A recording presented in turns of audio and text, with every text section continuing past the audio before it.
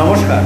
নবগ্রহকে শান্ত করতে আজ আমি আপনাদেরকে একটি উপায়ের কথা বলবো। এই উপায়টি অবলম্বন করলে নবগ্রহ শান্ত হবে। তাই নবগ্রহকে শান্ত করতে এই উপায়টি অবশ্যই আপনারা পালন করুন। কি করবেন? সোমবার দিন কাঁচা দুধের সঙ্গে মিছরি মিশিয়ে আপনারা শিবলিঙ্গের উপরে অর্পণ করবেন। মঙ্গলবার দিন আখের গুড় বা মধু শিবলিঙ্গের উপরে অর্পণ করবেন। বুধবার দিন সবুজ মুগ ডাল অর্পণ করবেন, তার উপরে একটু জল অর্পণ করবেন। বৃহস্পতিবার দিন ছোলার ডাল শিবলিঙ্গের উপর অর্পণ করবেন। শুক্রবার দিন টক দই, গোলাপ জল ও সাদা চন্দন শিবলিঙ্গের উপর অর্পণ করবেন।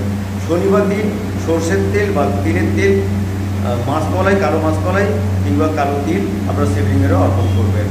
রবিবার দিন সাদা চন্দন, অক্ষত, আতপ চাল ভালো করে মিশিয়ে শিবলিঙ্গেরও অর্পণ করবেন। এই 7টি দিনে এই জিনিসগুলো শিবলিঙ্গের উপর অর্পণ করলে অবশ্যই আপনাদের নবগ্রহ শান্ত হবে এবং ওম নমঃ শিবায় এই মন্ত্রটি আপনারা জপ করতে থাকবেন।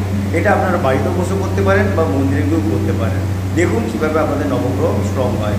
নমস্কার, ভালো থাকবেন।